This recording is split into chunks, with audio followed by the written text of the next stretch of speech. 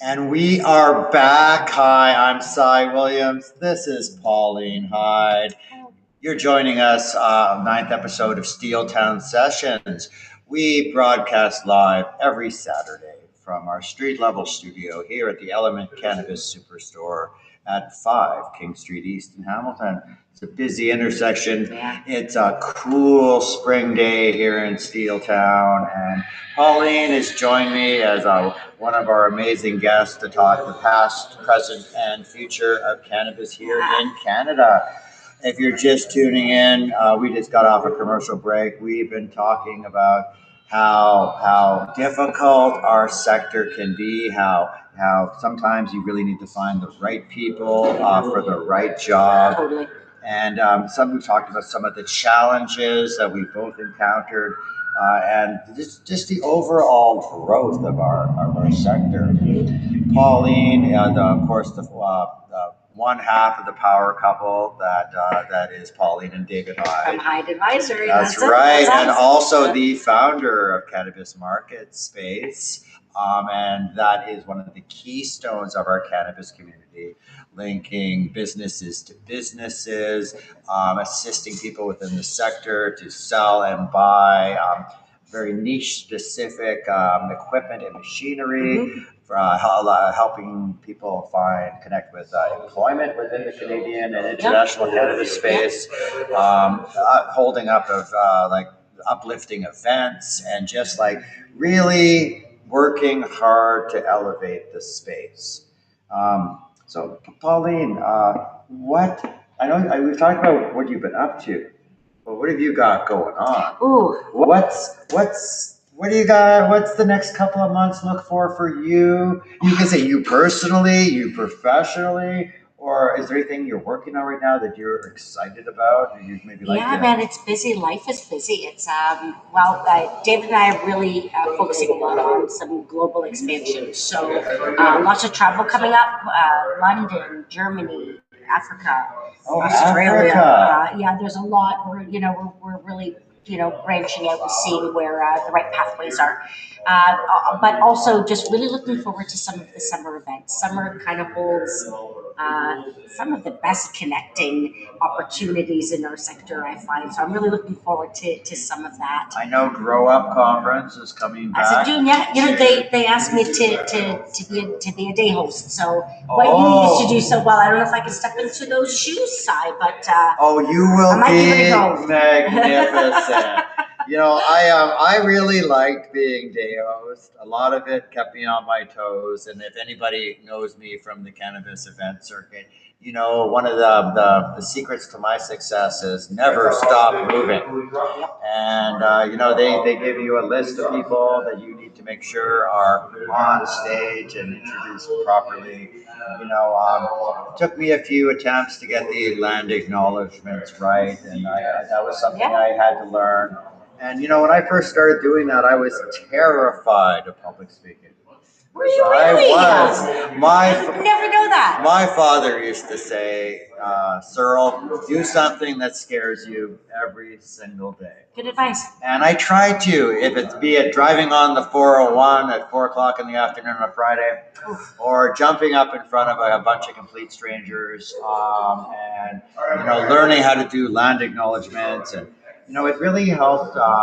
It helped me build positive relationships with some of the leaders and the thought leaders and the trailblazers that our industry is famous for and continues to generate. And absolutely. I found it to be a tremendously enriching experience.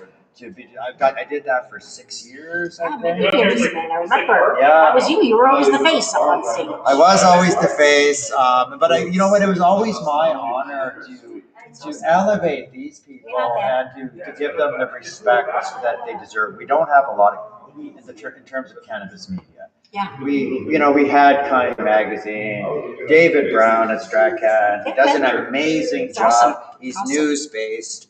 And High Canada magazine was always about elevating the people behind the plant. I love cannabis, and I love everything that the cannabis plant has to offer. Totally. But what I love more are the people who are so passionate about the plant, Yeah, man. who are out there fighting that fight, breaking stigma, challenging convention, Yeah, man. and daring anybody who will listen to listen to what we have to say about the benefits of the cannabis sector. You know, from job creation to health and wellness, recreational, medical. There are so many aspects and sides to this sector. Absolutely. And I don't know about you, but I think it's one of the most complicated, multifaceted sectors that I could have possibly chosen to work within. I totally agree because you know what it is. It's layers, and first and foremost, and most importantly, I think when we were going for full federal legalization, it's a medical platform, right? I don't know. I've had personal experiences with cannabis being a pain relief for end of life treatment, Yes. and listen, I smoke pot every day. I've been smoking pot since I was a teenager. Same here. You get a bag of whatever your dealer's putting in your mailbox, and you get what you get. You don't get upset, kind of a thing. And it was lovely.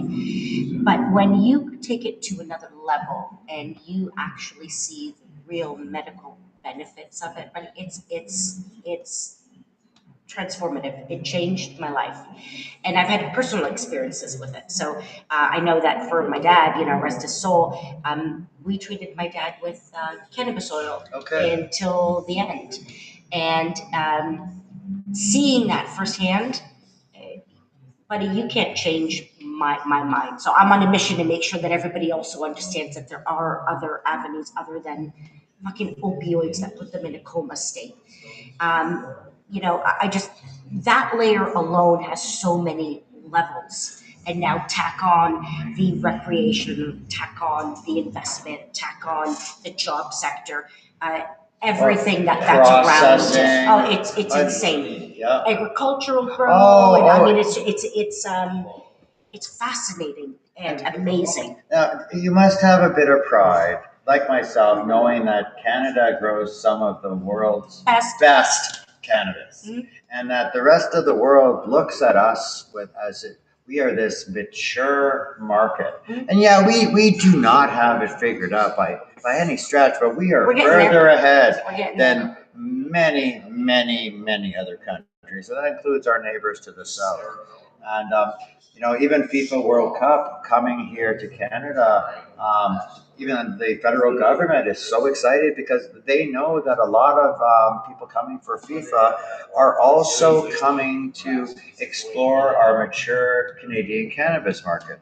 And you may ask me, well, Cy, how do you know that? How do you know that, Cy? Well, I was at a music festival in British Columbia. Okay. And it was the third day. It was the Unicorn Music Festival. The Unicorn Yes. Cup. And they also did that comparison. Yeah. And they had a speaker on at 10 a.m. She was in from the federal government, and she was there to let the Canadian cannabis sector know that that FIFA was coming, and they were interested in looking and learning from our mature cannabis market. And this is day 3 of a music festival. Yeah. There were probably 3 or 4 people in the audience. I had been dancing for 2 solid days. Nice. I had probably smoked my body weight in cannabis. Perfect. And I do publish Psychedelic Canada magazine as well. Brilliant. So I had more than my fair share of psychedelics in my system that day. But damn, did I pay attention to what this woman had to say. And she was like Paul Revere, FIFA is coming, FIFA is coming. Based on that experience, I took that information and knowledge and started working with the CCTA, the Canadian Cannabis Tourism Alliance. I'm part of that as well. I love that group. They are in there, they are advocating, they are making change happen.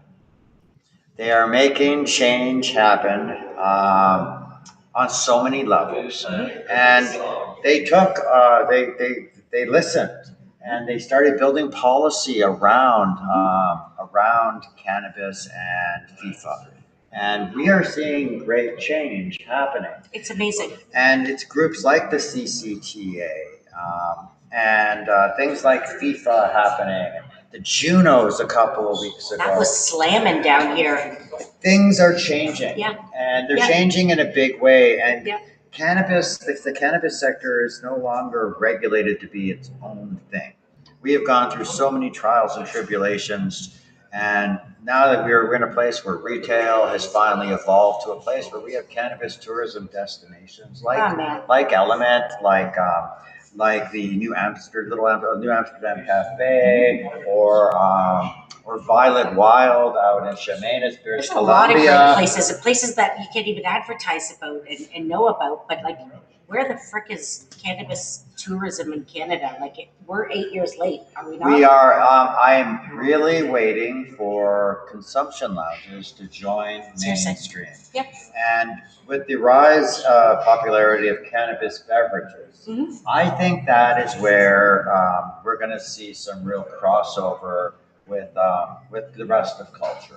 I agree. I think that would probably be the first and biggest step, to be honest with you, because it's not as obvious. Right? Well, I'm definitely seeing it at music festivals. I love to dance, and I love a good music festival. Dancer. Oh, Good dancer. you know what? I haven't recovered from last night, but I am seeing cannabis team up with music festivals to provide like on-site delivery. Absolutely. These lateral partnerships that are really elevating both groups. And I'd like to see that happening at concerts. I just think it's important to see some crossover there. And with our very stringent anti-smoking laws here in Canada, consumption lounges, they're coming. They're coming slowly, but it's beverages that are going to wedge that door open. Absolutely. And allow cannabis to coexist next to alcohol or anything else. Well, I think if people need to have like a choice.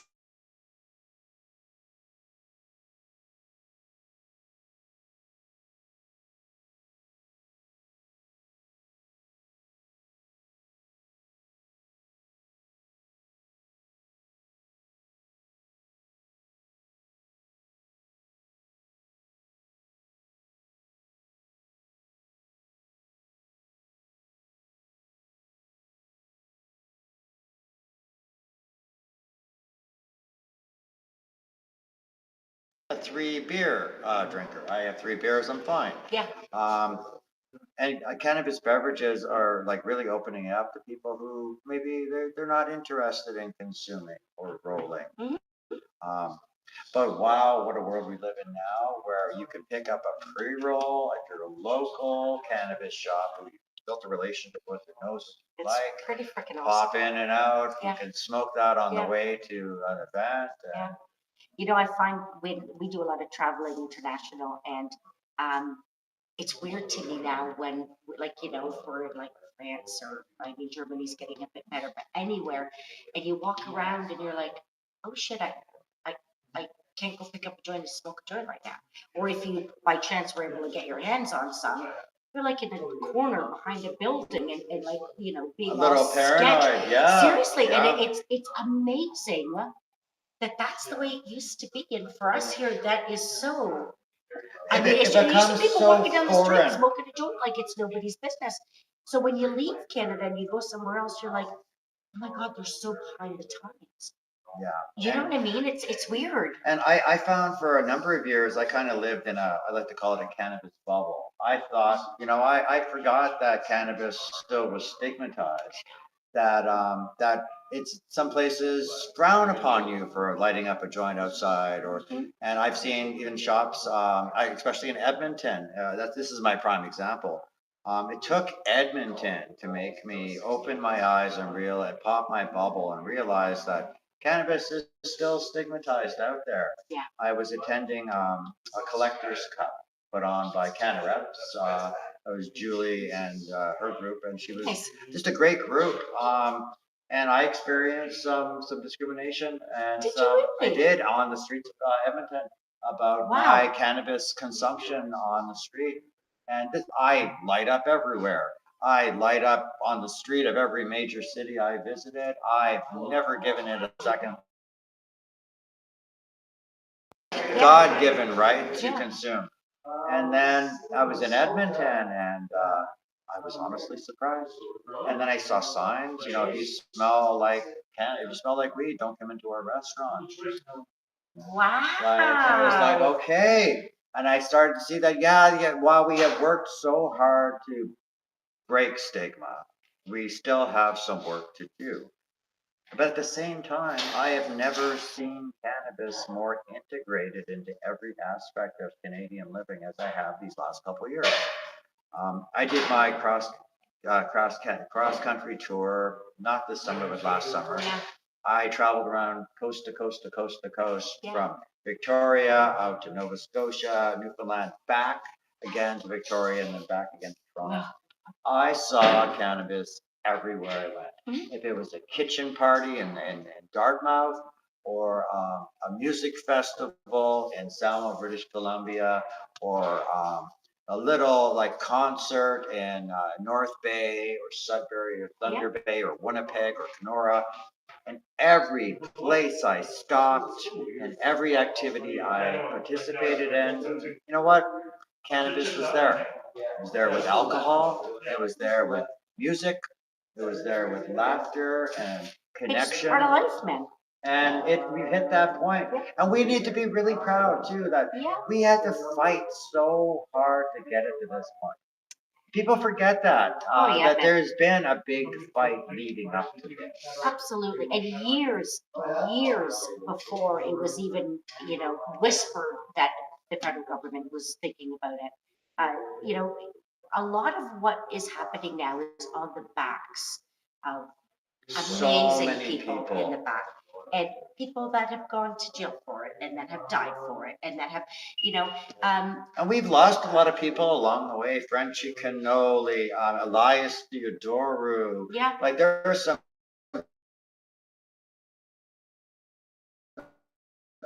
people out there who really had to open people's eyes. And, more often than not, High Canada had to be put in memoriam issues on these amazing people, celebrate them. Yeah. And we tried to celebrate them when they were still here, but we celebrate them even more, knowing about the sacrifices. Absolutely, nothing came easy. I've got to tell you, it really was on the backs of a lot of advocates and people that weren't afraid to voice it out loud. And built on the backs of 1,000 or 10,000 failures, because there's so many lessons to be learned. Oh yeah. And I've seen so many of my peers struggle, try, fail, pick themselves back up and do it again. Yeah, man.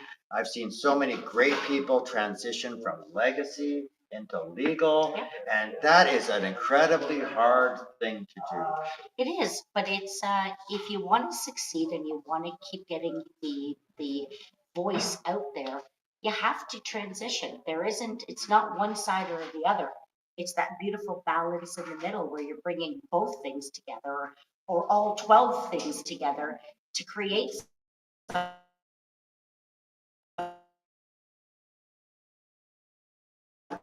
that makes sense. Like going into the sector and thinking you're going to meet automatic success, or like that just because you grow it, they're going to come. If you build it, they're going to show up. This isn't Field of Dreams.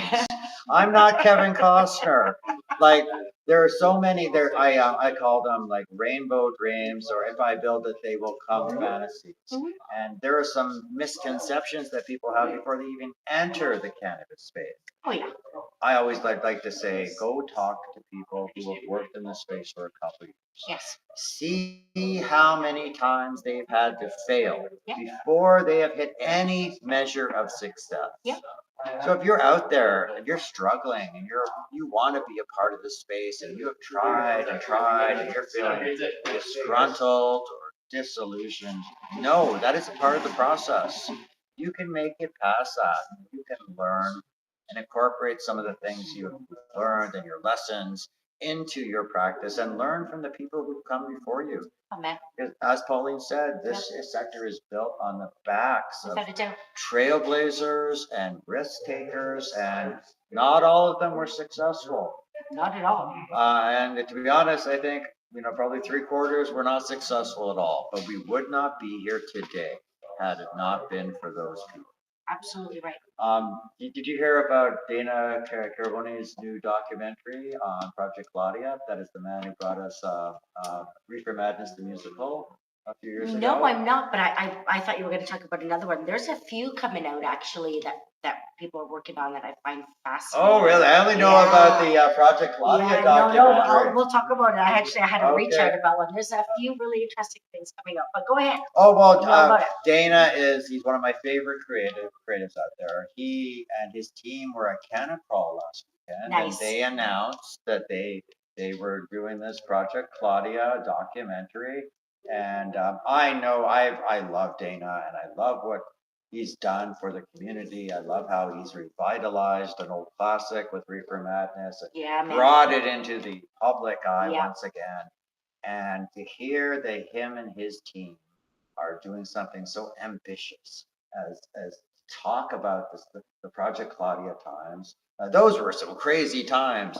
Raids, arrests, seizures. Seriously. It was pandemonium in our sector. Man. And it's hard to try to work in a new sector when you're also facing some serious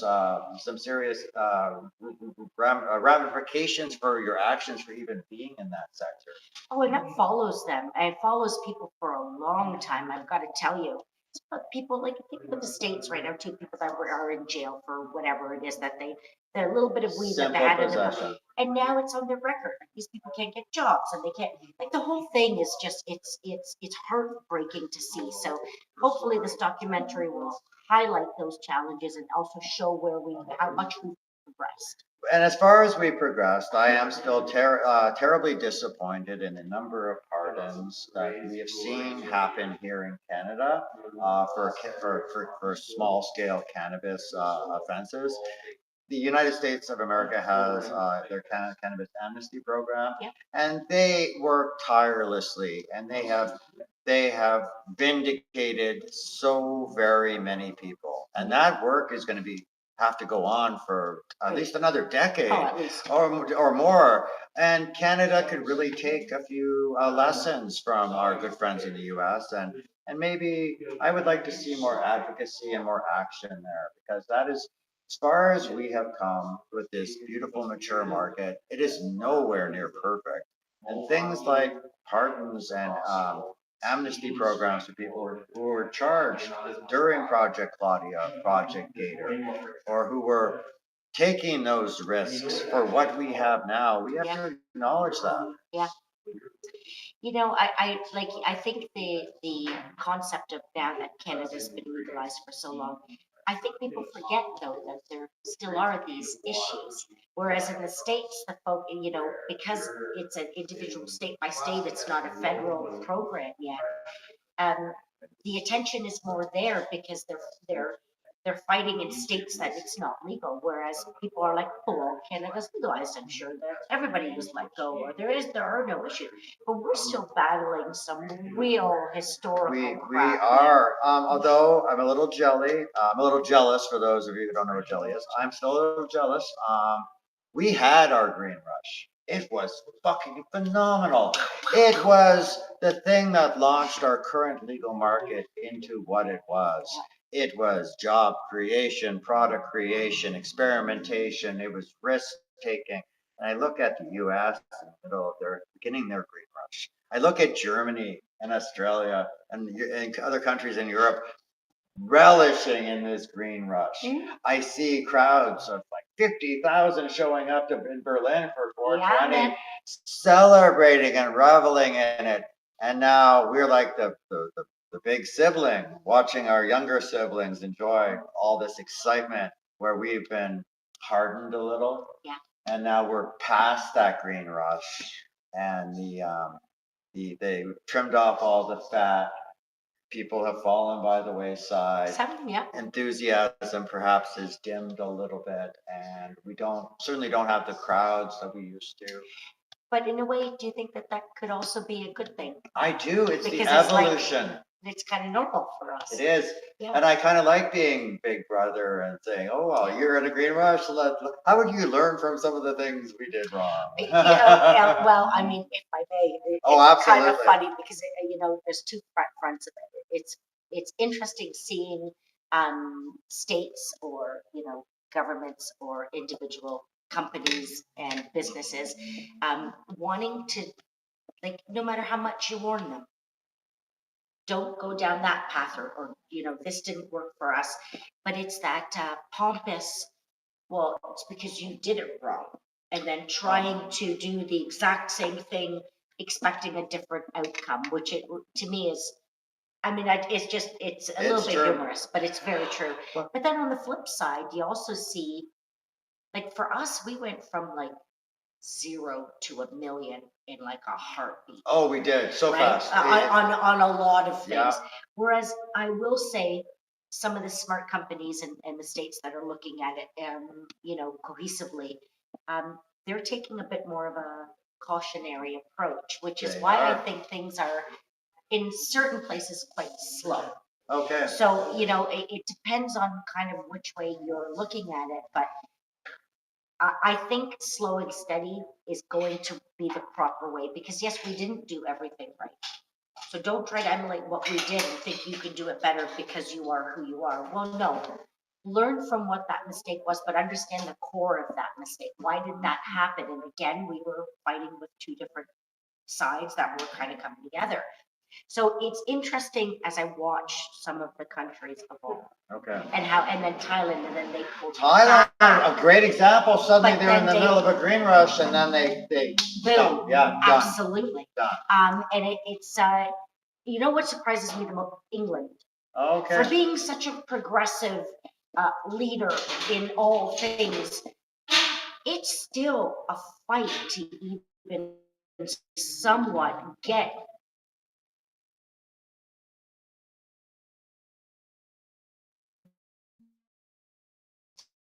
the right to a legalized plot. And I don't understand why it's taken so long. I expected England to be next, and then Germany kind of slipped in there Germany with did. a game plan, right? Yeah.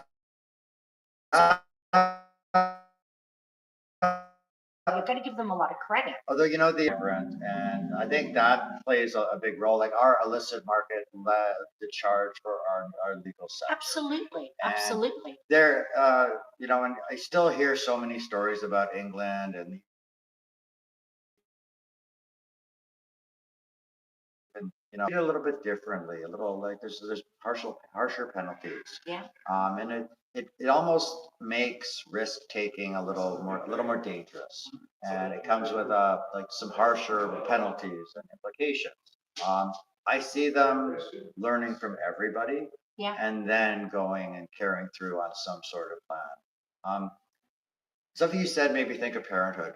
And I've had teenagers. I was a teenager once, if you can believe it. Yeah, me too. And to my father's dismay, he would always say, "Cyril, why can't you learn from my experience?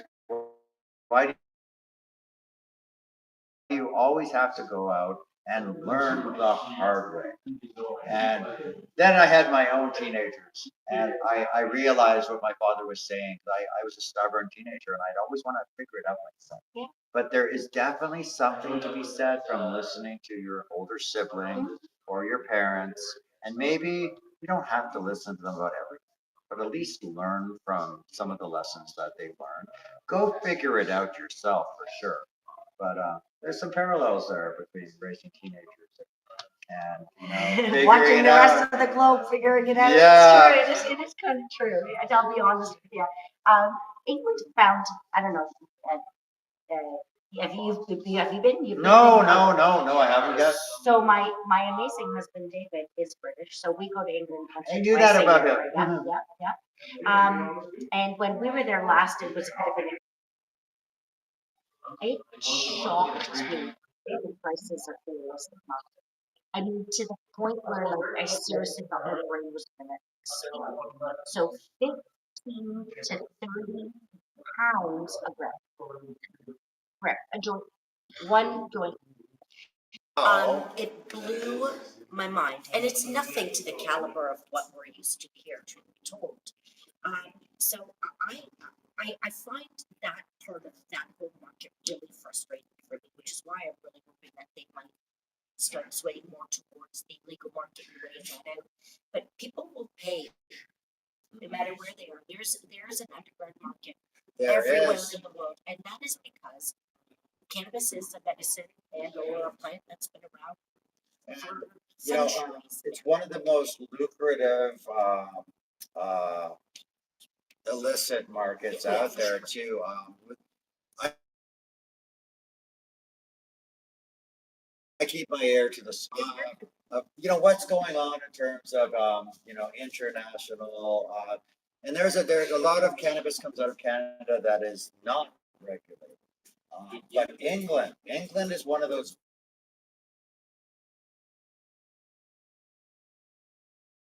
very,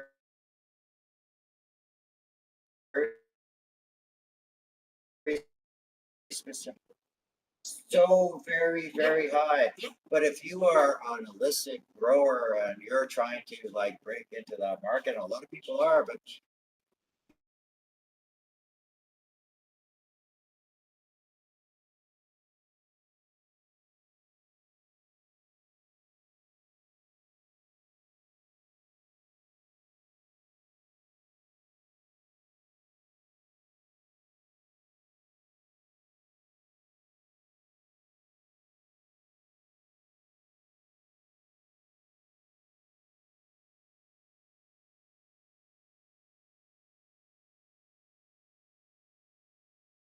happy about it too. No idea how it was grown, where it fell. You had like nothing. You don't know anything, but you didn't really think about it because it wasn't a thing. But now that we do know, and there has been, you kind of see some of the test results of the shit that's being grown indoor properly, and then you still see that crap. You can just imagine what it used to Well, be and back in we the have day. cultivated some of the pickiest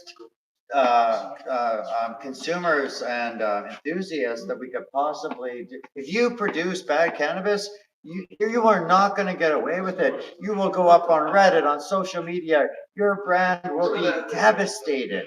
And we've seen it happen time and time again. We've gone from accepting any bag of flour that we get from our local dealer to being the pickiest consumers on the planet when it comes to cannabis.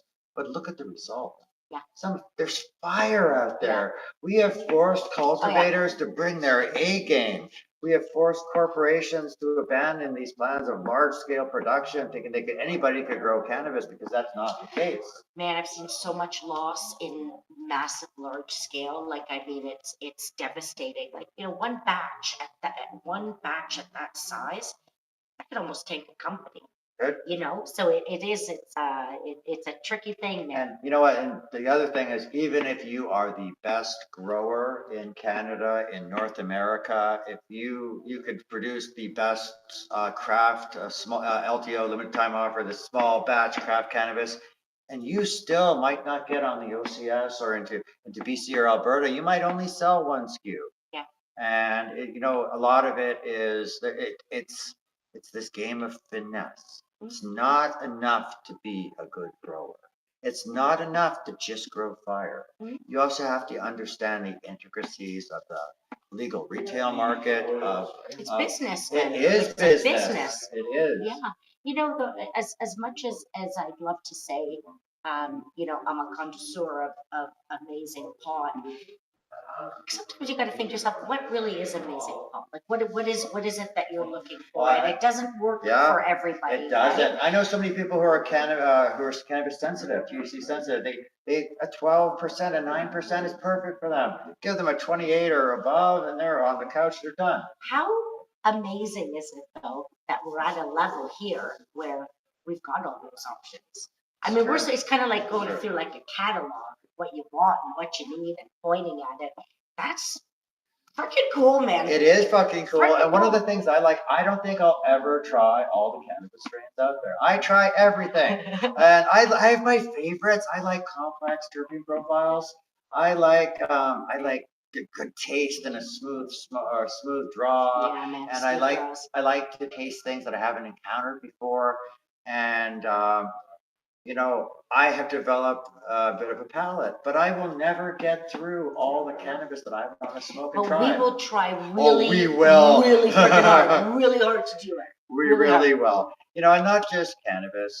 Canada produces some of the best extracts and hash. Oh man, We are where we've world class. expanded, it's amazing to see uh, the uh, the fact that one plant, one bud, can branch out into so many amazing products. It's true. Seriously, like shatter, live rosin, your freaking the way that the different vapes are integrated, the shatter, the Vape diamonds. culture is huge. Oh, diamonds, these Funny, diamond like, and infused pre-rolls too. Oh my, Like, do you remember? Well, I don't know, but back in the day, we had a guy in the freaking shed, and he would do the oil, right? And it was, Okay. and it would like Yeah, he'd do yeah. it once or twice a year, and if you got your hands on some, yeah. but we was would that take our like 2 or 3 the paper honey oil jammies. or cherry oil? Yeah, man, you put your 3 papers together because you can't Yeah. just do a little one when there's a group, and then you would lay the oil down Mhm. and then sprinkle Yeah, your yeah, pot yeah. and you'd roll. Do you remember those highs, Yeah. man? Now that was a high that was like out of this world. And to think now you can go and kind of pick a strain of what you want and what kind of oil you want and how you want to consume it. And even if you don't want to consume, there are options for you as Well, well. the gummies, Gummies, the beverages. candies, the beverages, it's amazing to see how it's evolved. It's not just about, No. you know. And it's definitely not your grandfather, grandmother's cannabis. We have become so Proficient. proficient